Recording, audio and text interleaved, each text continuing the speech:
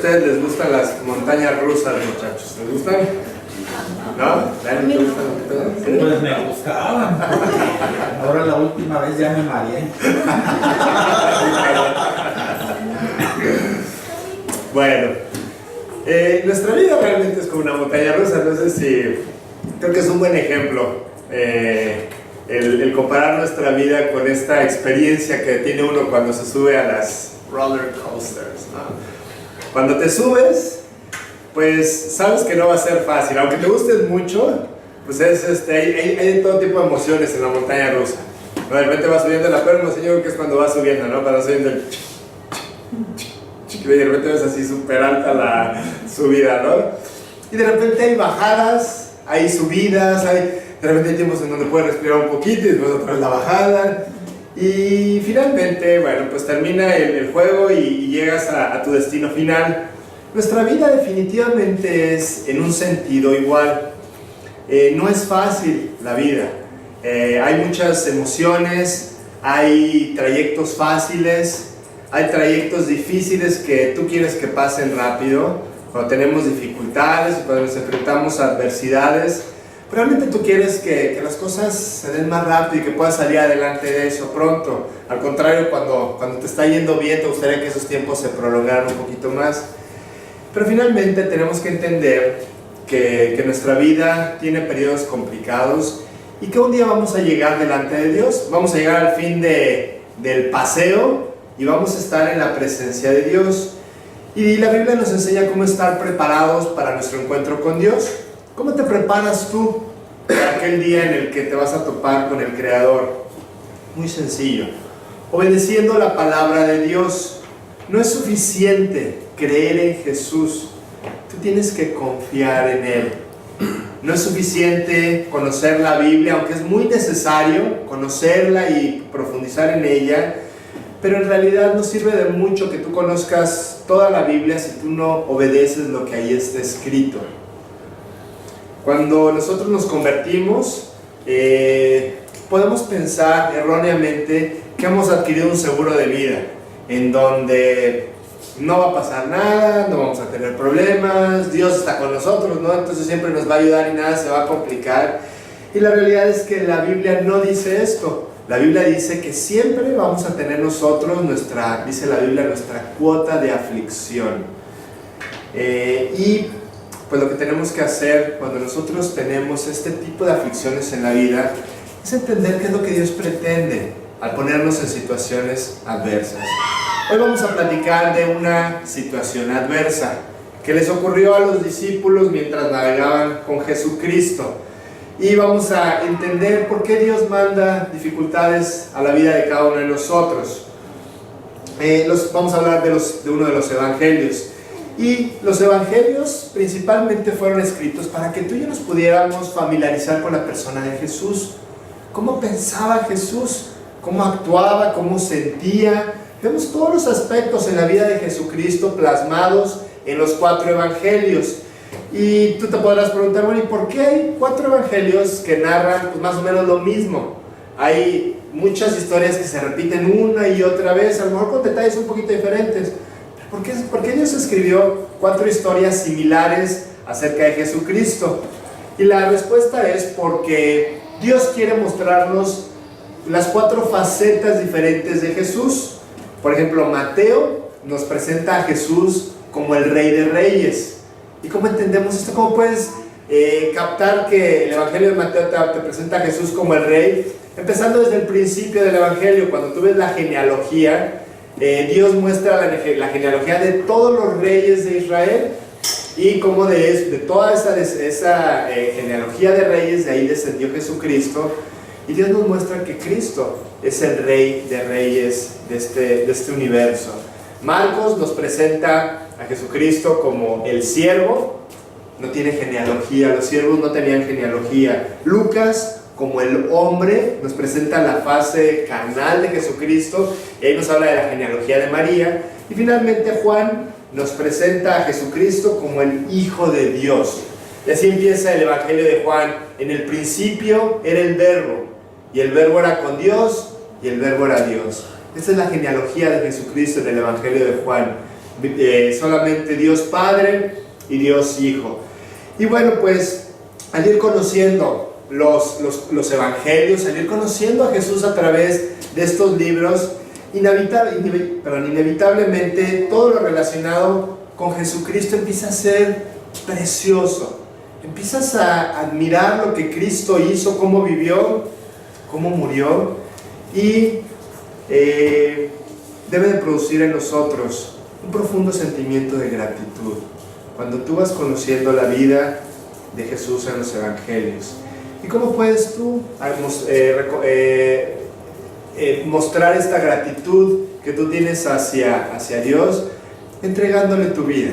Es lo que Dios siempre nos pide a través de su palabra, que nosotros le entreguemos nuestra vida. Entonces, bueno, vamos a conocer un poquito más acerca de Jesús esta mañana. Y vámonos al Evangelio de Marcos, por favor, capítulo 4. Vamos a leer 5 versículos en este momento. Marcos 4, 37.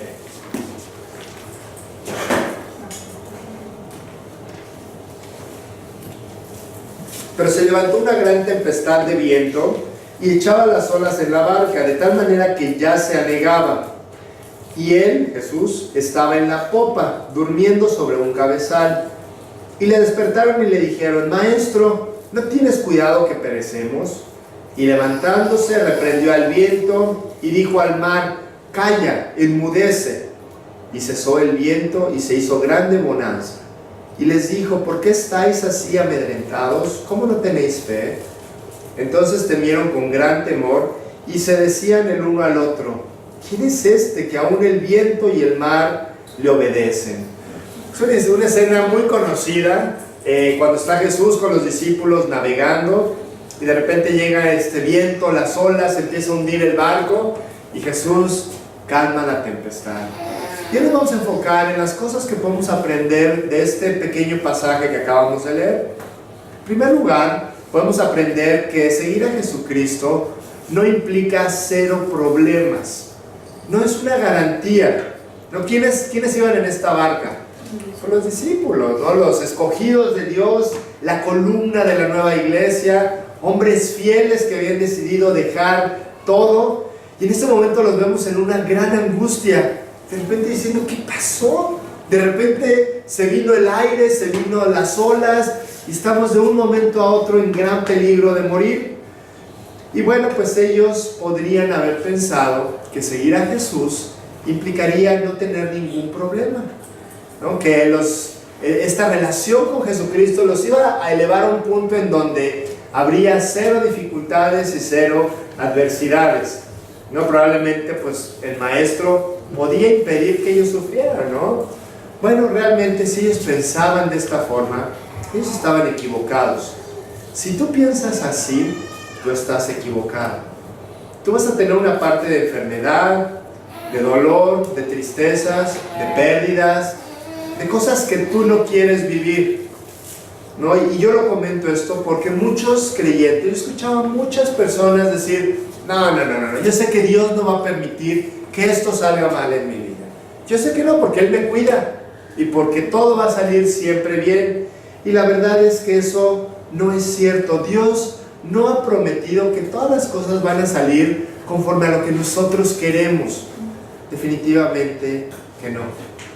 Lo que Dios ofrece en su palabra es fortalecerte, es guiarte, es consolarte, es ayudarte en estos tiempos difíciles, en estas bajadas pronunciadas en la montaña rusa, en donde hay mucha emoción, en donde las cosas están difíciles. Dios ha prometido ayudarnos. La vez pasada, el domingo, platicábamos acerca de este versículo que es estar siempre gozosos. Y comentábamos este aspecto en el cual muchas veces en la superficie del mar vamos a tener un oleaje tremendo que son las emociones y las dificultades. Y Dios no ofrece mantener eso en calma. Lo que Dios ofrece es que en el fondo va a haber tranquilidad. Y en el fondo, la situación va a estar en el fondo del mar cuando hay una tormenta. Tú no te podrías imaginar que hay una tormenta en la superficie, porque todo está tranquilo abajo. Eso es lo que Dios ofrece en los tiempos de prueba y en los tiempos de dificultad. Hay un ejemplo muy padre, porque, bueno, cuando tú cuando tú piensas esto, dices, bueno, ¿yo por qué?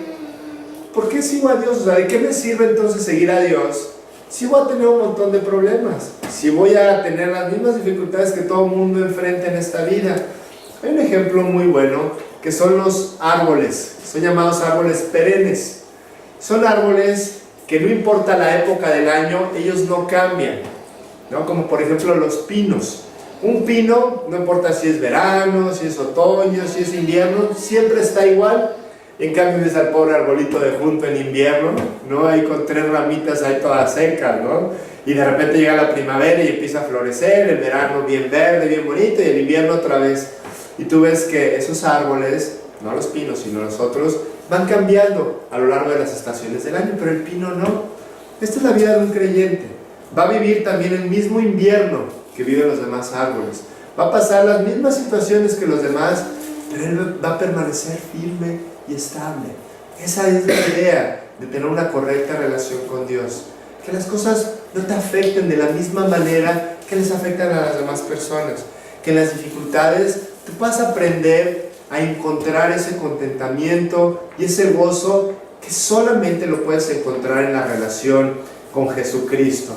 Y es en estos tiempos de dificultad cuando tú te puedes dar cuenta quién realmente posee una verdadera relación con Dios y para quién es solamente un concepto y no una realidad, ¿no? O sea, realmente, ¿cómo podría Dios llevar a cabo la santificación de nuestras vidas si no fuera a través de estos tiempos de dificultad? Yo estoy seguro que a Dios no le gusta que tú sufras, no le gusta que tú vivas estas adversidades, pero son necesarias, ¿no? Así como con nuestros hijos, ¿no? Que de repente hay que castigarlos, que de repente hay que disciplinarlos. A nadie nos gusta como papás, pero finalmente nosotros sabemos qué es lo que ellos necesitan para el beneficio de sus propias vidas, ¿no? Entonces, Dios produce aflicciones para nuestro bienestar y para nuestra bendición. Y nosotros lo sabemos, de hecho. ¿Cuántas veces no estás en una dificultad? Inclusive la gente que no conoce a Dios y de repente está en una situación difícil y se voltea con Dios y le dice: Dios, si me sacas de esta, te prometo que ahora sí vas a ver esto y vas a ver el otro. Y le hacemos promesas a Dios de que vamos a cambiar y de que las cosas van a ser diferentes. ¿Sabes por qué? Porque con las pruebas nosotros naturalmente entendemos que Dios quiere cambiarnos, que Dios quiere producir algo en nosotros. Entonces, las pruebas son este fuego de purificación que Dios usa para trabajar en nuestras vidas, ¿no? Él sabe qué es lo que tiene que traer a tu vida para que te des cuenta de que separado de Él nada puedes hacer. Así dice la Biblia. También para que tú recuerdes que Él es tu Dios, como dice Isaías, quien te sostiene de tu mano derecha y te dice: no temas, yo te ayudo. Y podríamos aquí citar cientos de versículos a través de los cuales la Biblia nos enseña que detrás de cada prueba hay un propósito. Y yo quiero que esto se lo graben en la mente, muchachos. Detrás de cada prueba hay un propósito de parte de Dios, ¿no? Una buena cosecha, ¿sabes de qué requiere? De tormentas. Si no, el fruto va a ser muy débil. Entonces las tormentas son buenas para los agricultores que están sembrando. Obviamente no quieren tormentas lo suficientemente fuertes para que se echen a perder su cosecha, ¿no? Pero las tormentas son positivas también para los agricultores. Entonces, bueno, cerrando un poquito este punto, entendemos que el carácter cristiano florece en la adversidad. Ahí es donde tú aprendes a depender de Dios. En la adversidad tú y yo aprendemos a depender de Dios.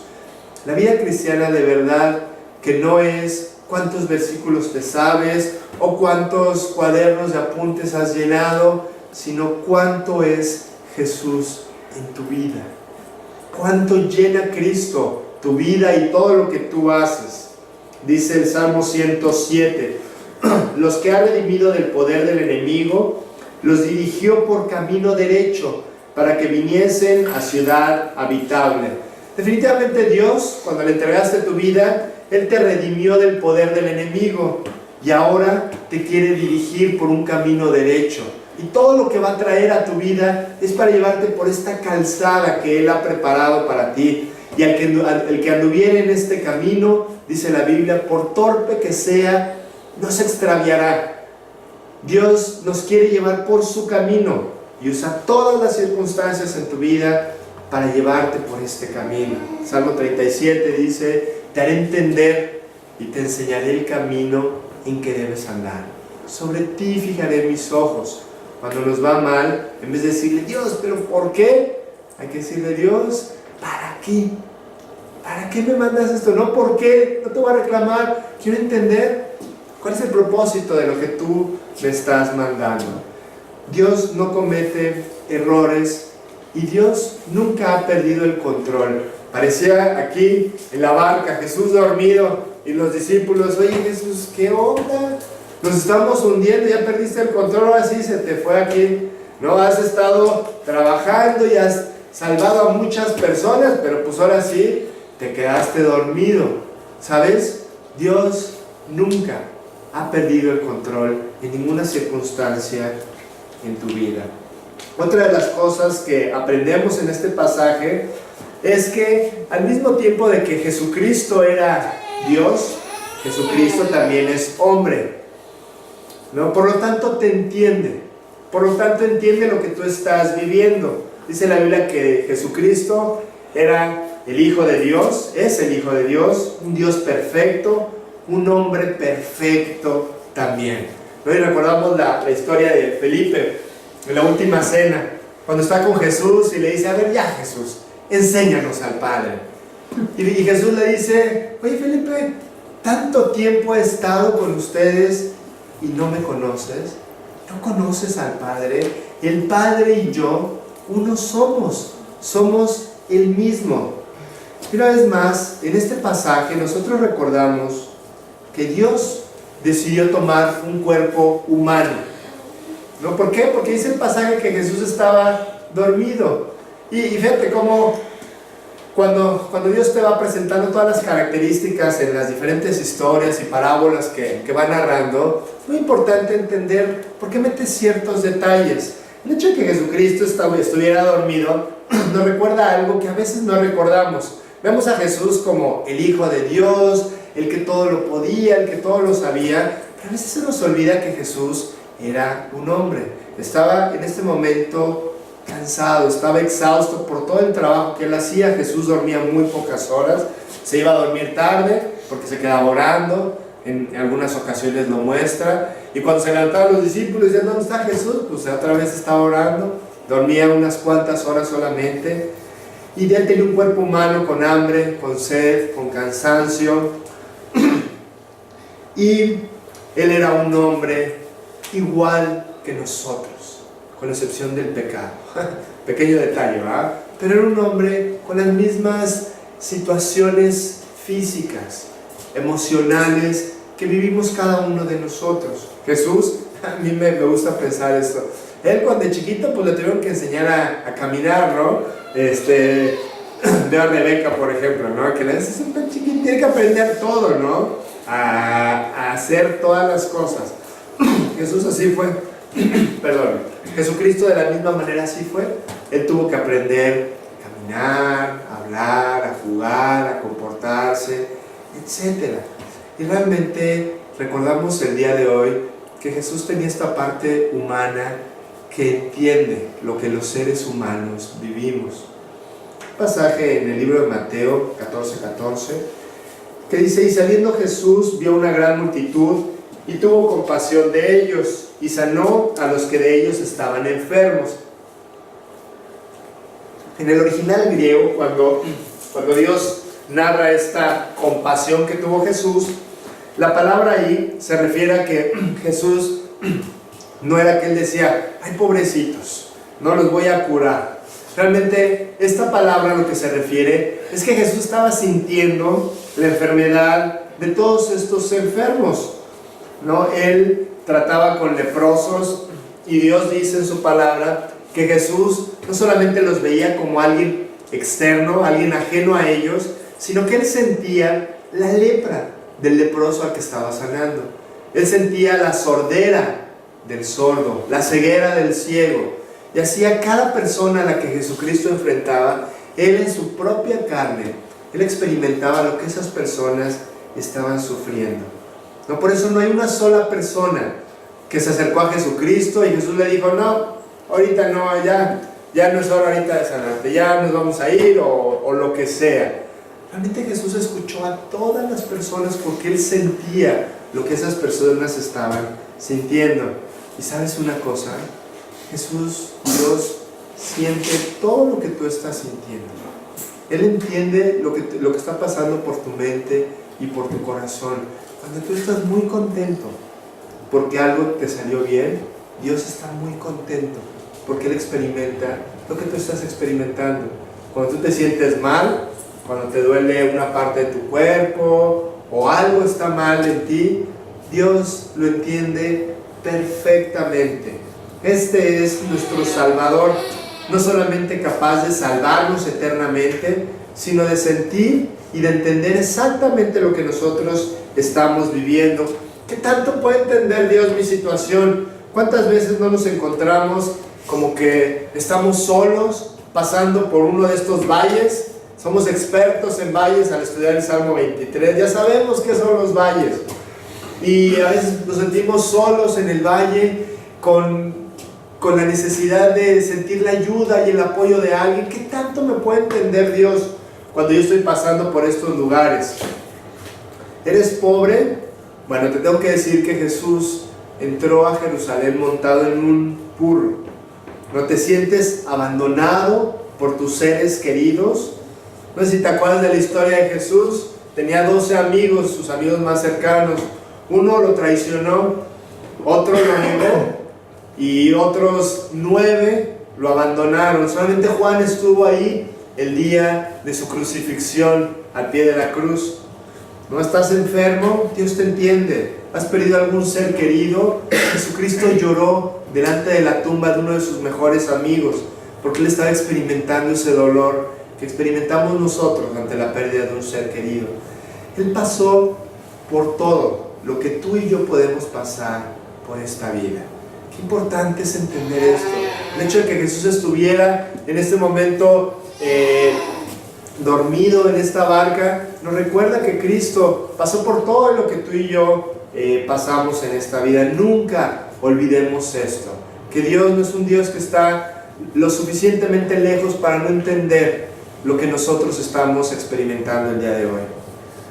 Otra de las cosas que aprendemos a través de este pasaje es que un creyente verdadero puede tener muchas debilidades. Hablando de los discípulos, estos hombres lo habían dejado todo instantáneamente. Es increíble la historia de los apóstoles al principio de los evangelios, cuando Jesús le dice, oye, ven, sígueme, ¿y qué hacen ellos? En ese momento, dejándolo todo, lo siguieron. Y así tú ves que ellos dejaron todo de un momento para otro, su vida, sus proyectos, sus cosas, todo por seguir a Jesucristo. Finalmente era gente que, a excepción de Judas, tenían un corazón verdaderamente sincero para el Señor y para buscarlo y para seguirlo. Eran hombres de fe. Ellos vieron un montón de milagros, vieron a Jesucristo haciendo cosas. ¿A poco no les gustaría a ustedes ver los milagros de Jesús? O sea, de repente ver así a un hombre que tiene toda la piel llena de lepra y de un momento para otro está sano. Un hombre que tú sabes que está ciego de nacimiento inclusive, nunca había podido ver, y ver la escena de Jesucristo tocándolo, escupiendo en el polvo y haciendo lodo y untándoselo, y de repente el hombre ya vio. Imagínate ver todos esos milagros. Estos hombres fueron lo suficientemente afortunados para ver estos milagros. Y en este momento de repente viene la tormenta y tú pensarías que ellos pudieron haber dicho, a ver, pues vamos a pedirle a Jesús que haga otro milagro. Vamos a pedirle a Jesús que Él resuelva este problema. Tú los ves todos paniqueados, ¿no? Preocupados, diciéndole, oye Jesús, ¿qué te pasa? ¿No te das cuenta que nos estamos ahogando?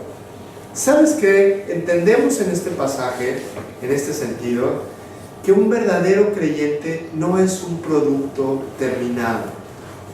Dios está haciendo el trabajo en la vida de cada persona. Estos hombres fueron impacientes, fueron incrédulos en este momento, ya han visto tantas cosas de Jesús, y aquí los vemos diciéndole: Jesús, no podemos creer que estés dormido, no podemos creer que no tengas cuidado de que nos estamos muriendo. ¿Sabes?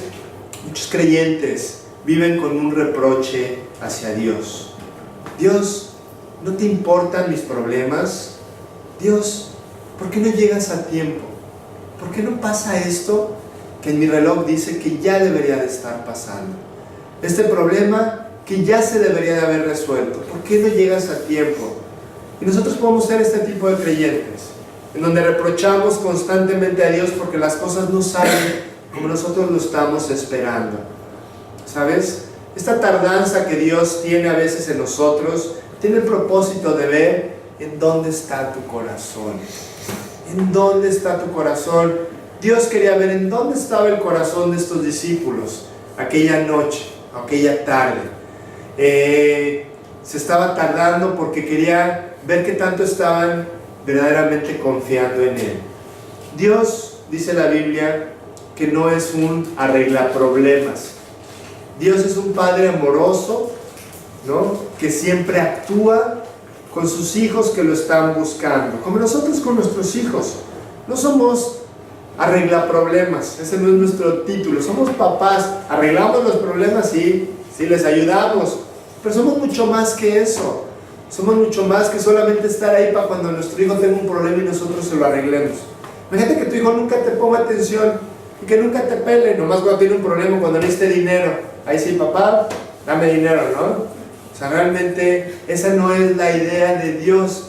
Como cristianos, muchas veces tenemos esa idea de Dios. A Dios lo ignoramos, no nos acordamos de Él, o vivimos pues ahí medio tibios.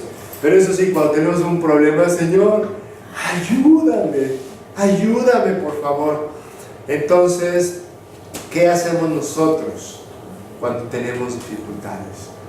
¿Realmente lo buscamos como siempre lo hacemos, o solamente en ese momento de necesidad? Estos hombres eran un producto que estaba siendo transformado. ¿Y sabes cuándo terminó esa transformación? El último día de sus vidas. Aquel día en donde todos estos jóvenes murieron martirizados, todos menos Juan, murieron de una manera terrible. Ese día terminó Dios el trabajo en sus vidas. ¿Cómo va a pasar en la vida de todos nosotros? Todos cometemos errores. La verdad es que todos fallamos. No hay nadie que pueda decir: no, yo ya llegué a un punto en donde Dios ya no tiene que seguir trabajando en mí. Por supuesto que no. No, así que cuando veamos al de junto fallar, lo que tenemos que hacer es no convertirnos en jueces y decir: claro, pues yo ya sabía que era así, o yo soy mejor. Es muy fácil ver el error en el de junto y juzgarlo porque nosotros no estamos cometiendo ese mismo error, ¿no? Pero ¿qué tal si nosotros mejor reconocemos la imperfección que nosotros mismos tenemos? Esa es la idea, ¿no? Aquí vemos un grupo de jóvenes que lo habían dejado todo, que habían seguido a Dios con todo su corazón y que finalmente están dudando, están reprochándole a Dios lo que Él en este momento no está haciendo.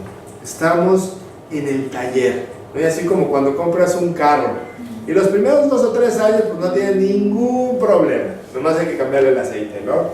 Pero ¿qué tal después? No, pues los frenos, ¿no? No, pues ¿qué te gusta? Todo lo que hay que arreglar en los carros, ¿no? La suspensión, el sistema de escape, ¿no? Y de repente a lo largo de la vida siempre hay que estar, si tú te quedas con un carro 10 años, 15 años, pues le vas a ir teniendo que arreglar muchas cosas, ¿no? Dios nos ve de la misma manera, ¿no? Un día está trabajando en el orgullo, después hay que arreglar la mentira, después hay que arreglar la envidia, y así Dios va a ir trabajando en la vida de todos nosotros. ¿Hasta cuándo? Hasta el último día, hasta el último día de nuestras vidas, ¿no? Entonces, aquí no podríamos nosotros decir: qué bárbaros, ¿cómo no confiaron en Jesús? Y después de todo lo que habían visto, tú y yo hubiéramos hecho probablemente lo mismo o peor, ¿no? De llegar con Jesús y decirle: oye, haz algo, ¿no? Estás actuando mal. Y bueno, y otra de las cosas que aprendemos en este trabajo que Dios va haciendo en las personas es que todos vamos a nuestro ritmo. Dios va trabajando a diferentes velocidades. Claro, en muchas ocasiones según nosotros se lo vamos permitiendo. Pero hay gente que tú ves que arranca padrísimo y que va muy bien, otros van tomando su tiempo. Tenemos que ir entendiendo esto, ¿sabes? No sabemos nosotros las circunstancias que las demás personas vivieron. A veces tú ves que a una persona le cuesta crecer y le cuesta confiar en Dios, pero tú no sabes lo que esa persona experimentó. Las circunstancias de esa persona no fueron las mismas que la tuya, y probablemente a él o a ella le fue muy mal en su infancia y ven un proceso un poco más lento por todo lo que ha experimentado. Esas cadenas que trae del pasado, pues a lo mejor son más gruesas que las que tú tienes. Tenemos que entender eso, tenemos que ser compasivos, tenemos que amar a nuestros hermanos, entendiendo que Dios va haciendo un trabajo día a día en la vida de cada persona que permite que Él lo haga, ¿no? Y tú ves por ejemplo en algunos ejemplos de algunos personajes, grandes hombres de la Biblia, que también fallaron, ¿no? Aquí como los apóstoles lo están haciendo. ¿Te acuerdas que Abraham, por ejemplo, él mintió diciendo que su esposa no era su esposa, ¿no? Cuando llega a una ciudad extranjera y dice, oye, diles que no eres mi esposa, porque a lo mejor pues está la muy guapa y me van a matar a mí. Y el lío en el que metió a la pobre Sara, ¿no? Pasa el tiempo, él entiende lo que hizo, años después vuelve a hacer lo mismo. Estamos hablando de Abraham. Abraham era un superhombre. David, ni se diga. Aquel muchachito que mató al gigante, que ayudó para que su pueblo pudiera vencer a los filisteos, siendo él de 15, 16 años. Y lo vemos tiempo después asesinando a un hombre para quedarse con su esposa. Y te voy a decir algo, yo no estoy justificando el pecado. No podemos decir, bueno, pues entonces como todos fallamos y como no somos un producto terminado, tenemos vía libre para poder hacer lo que nosotros querramos. Para nada, para nada. Una señal de un verdadero creyente es anhelar una vida victoriosa. Dios en su palabra nos invita a tener una vida santa, una vida limpia. Dice en 1 Pedro, sino como aquel que os llamó a ser santos, sino como aquel que os llamó es santo, sed también vosotros santos en toda vuestra manera de vivir, porque escrito está, sed santos, porque yo soy santo. O sea, realmente nuestro anhelo debe de ser tener una vida que vaya en progreso, dejando a un lado todas aquellas cosas que obstaculizan nuestra correcta relación con Dios. Pero al mismo tiempo tenemos que entender que nadie es perfecto y tenemos que ser compasivos y amables como Dios lo es con nosotros. Dios es misericordioso, es una de las principales características. Y la Escritura nos enseña que cuando Él puso su Espíritu en nosotros, puso la capacidad de que esas características que Él tiene se vayan desarrollando en nosotros. Una de ellas es la misericordia, el pasar por alto la ofensa, el no tratar a los demás como merecen sus actos o sus hechos. En cuarto lugar, vemos definitivamente, no podemos dejar de verlo aquí, el poder del Señor Jesús. ¿No? ¿Sabes? Como nos imaginamos las escenas de los milagros, imagínate esta escena en la noche, así que hubiera habido una cámara. Ojalá que Dios tenga cámaras en el cielo que nos enseñe lo que pasó. La noche con el mar todo revolcado, las olas, el aire, y de repente Jesús tiene una breve conversación con los apóstoles, se para y le dice al mar, calla, enmudece, y de repente como un espejo el agua, ¿no? De repente se calmó todo de un momento para otro. O sea, no creas que poco a poco empezó a calmarse, y después de unos minutos o unas horas se tranquilizó. No fue tan obvio que Cristo había detenido el viento y el mar, que los apóstoles dijeron, ¿qué pasó? ¿Quién es este que hasta el mar le hace caso? Ellos se dieron cuenta que la presencia de Jesús y su voz había hecho que el mar se tranquilizara totalmente. ¿Sabes? No se nos puede olvidar que nuestro Señor es un Dios todopoderoso y nosotros tenemos que aprender a conocer su poder. Tenemos que aprender a conocer el gran poder de Dios. ¿Creemos estas historias? Yo creo que todos creemos que esto fue cierto. Todos creemos las grandes historias de la Biblia. Pero ¿qué tal cuando tú tienes que creer que Dios te puede ayudar a enfrentar aquella situación? Y a veces somos incrédulos y no entendemos que Dios, entendemos que Dios es un Dios todopoderoso para poder resolver el problema de los apóstoles, pero no para poder resolver mi problema con mis hijos, o con mi compañero de trabajo, con mi vecino, o con lo que tú quieras, con mi economía, ¿no? Entonces, aprendamos, muchachos, a ver que Dios es un Dios todopoderoso, ¿no? Para salvarnos en primer lugar, salvarnos eternamente. En segundo lugar, para vencer cualquier pecado. Quizá el día de hoy tu barca está siendo azotada por una ola de pecado que no puedes controlar, que no puedes alejar de ti, un vicio o un hábito que no puedes abandonar, una tempestad de adversidad que de repente se llega, no sabes ni cómo, y traes el problema encima. Es como una tempestad que te azota, que te pega y que te afecta de una manera tremenda. Es tiempo de despertar a Jesús. Es tiempo de decirle: Señor, ayúdame a librar este viento que está azotando mi vida. Que le diga a mi pecado: calla, enmudece, y que pueda llegar a mi vida la misma paz que llegó con estos discípulos en esta escena. Esta semana han venido a mi mente unas palabras que me han hecho reflexionar y que honestamente a veces se me olvidan. La Biblia está llena de estas palabras. Nada es imposible para Dios. Nada es imposible para Dios. Dios todo lo puede. Tú ve lo que Él hizo aquí. Para Dios no es difícil actuar en tu vida. Para Dios no es difícil resolver aquellas cosas que tú quisieras que fueran resueltas ya. Nada es imposible para Dios. Fue el único que fue capaz de vivir una vida perfecta y vencer el pecado. ¿Qué es lo que tú tienes que hacer ante aquellas cosas que tú no puedes controlar o que no puedes vencer? Tú tienes que ir con Él, con Dios, con un corazón sincero y honesto, y declararle tu incapacidad. Eso es lo único que tú tienes que hacer. Dejar de esforzarte porque las cosas cambian. Hay cosas que sobrepasan nuestro límite y Dios las permite para que nosotros acudamos a Él.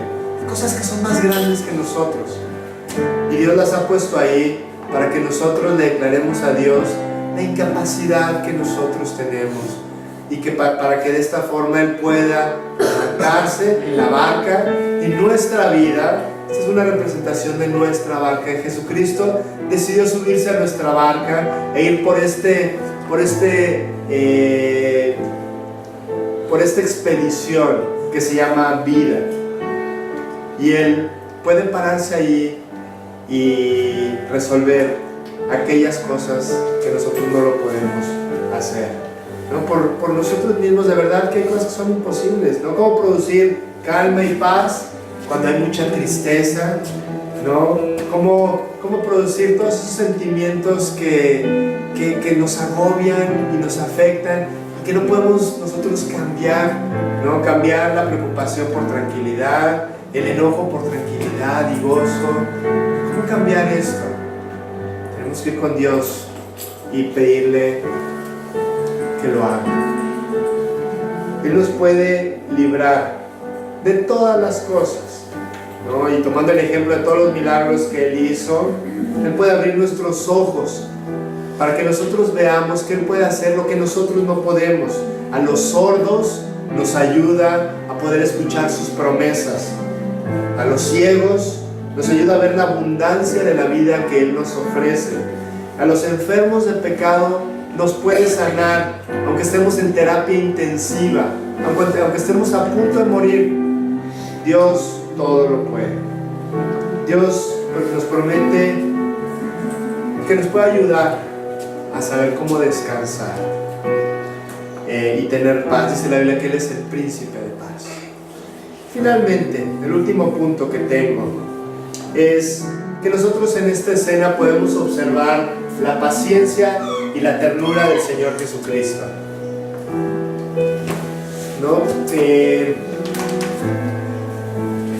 Cuando los apóstoles se acercan con Él, tú y yo podríamos a lo mejor decirle: oye, ¿qué les pasa? ¿Por qué están así? ¿Por qué no confían? ¿No? Nos desesperamos muchas veces con nuestros hijos y les gritamos. Y Jesucristo, Él con toda la paciencia del mundo, les dice: a ver, no se preocupen, muchachos, vamos a resolver este problema. Vamos a resolver este problema que ustedes tienen el día de hoy. ¿No? Él entiende las debilidades del ser humano. Él entiende tu aflicción, tu desesperación. Dios no se desespera. Dios no es como nosotros, afortunadamente. Él entiende nuestras debilidades y tiene toda la paciencia para guiarnos a aquella tierra prometida. Él no te sacó de Egipto para hacerte morir en el desierto, sino que con toda paciencia Él va guiándote a la tierra prometida que Él tiene para ti. ¿Sabes para qué? Para que tu vida sea un testimonio glorioso. Con toda la paciencia del mundo, Dios te va guiando. ¿Cuántas veces no te caes? ¿Cuántas veces no fallamos? ¿Cuántas veces no nos tropezamos? Y Dios todos los días repite aquella parte del Salmo 23: confortará mi alma. Te va a ayudar a levantarte de esa caída tan tremenda que tú has tenido todos los días. Y si nos volvemos a caer, ¿sabes qué hace Dios? Nos vuelve a levantar las veces que sea necesario.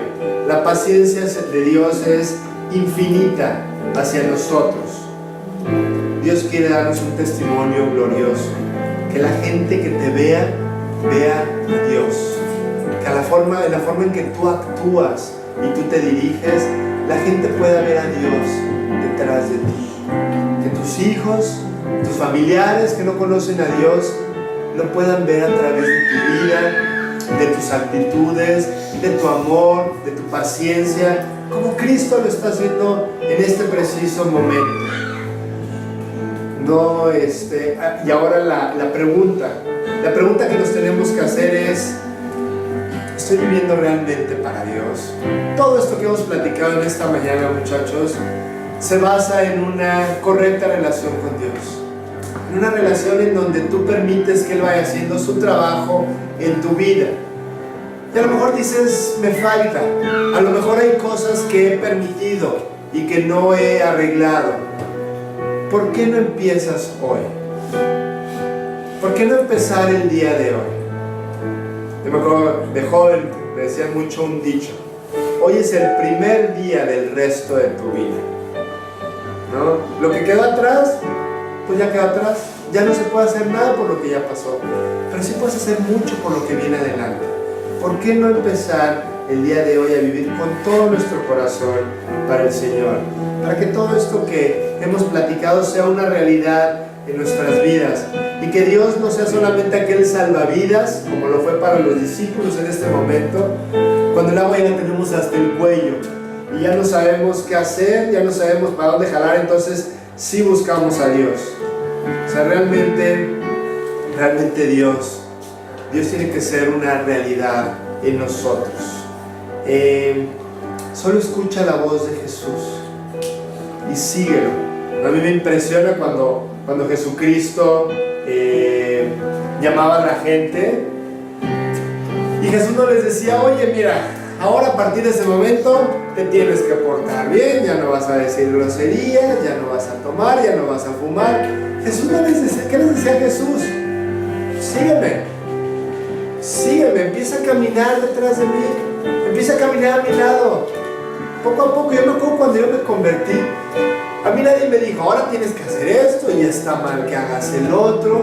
Y me decían: busca a Dios, Dios se va a encargar de irte enseñando el camino, de enseñarte lo correcto y lo que tú tienes que hacer.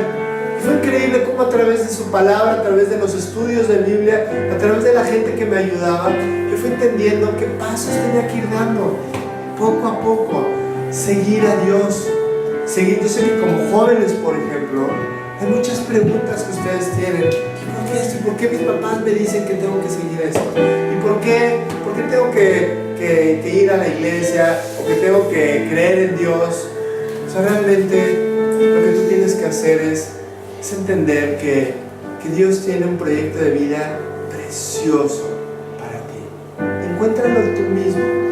Encuéntralo tú mismo. Dios no es una serie de cosas que tú tienes que hacer. Dios es una vida preciosa, que como joven, que como adulto, que como adulto mayor, puedes experimentar, puedes vivir una vida preciosa con Él. ¿Sale? Entonces, solamente sigamos a Jesucristo. Y si Él está en tu barca, si Él se ha subido como estaba en la barca de los discípulos aquella tarde, Él puede calmar las tempestades, Él puede mostrar su poder y Él te puede mostrar que entiende todo lo que tú estás viviendo. Vamos a ponernos de pie, por favor. Bueno, vamos a ver. Amado Señor, gracias Padre, gracias te damos por tu palabra, por la bendición de escucharte hoy, Señor, y porque nos recuerdas una vez más que lo que tú mandas, Dios, tiene un propósito de sanar nuestra vida, como cantábamos, Señor. Gracias por querer sanar todas las heridas que tenemos. Gracias, Señor, por poner tus ojos en nosotros y por querer guiarnos a esa vida abundante, Dios. Te pedimos que nos ayudes a abrir nuestros ojos, Señor, a entender tu proyecto y tu plan para nosotros, y que seamos valientes, Señor, para seguir tu camino, para obedecerte y para encontrar todo eso que tú quieres darnos, Dios. Te damos gracias por nuestro grupo, gracias por la bendición de tener la libertad de estudiar tu palabra, Señor. Ahora te pedimos que esto sea una realidad para todos nosotros, y te pedimos, Señor, porque esta semana pues tú nos hagas vivir todo esto que hemos aprendido hoy, Señor. Te damos gracias, y todas estas cosas las pedimos en el precioso nombre de nuestro Señor Jesús.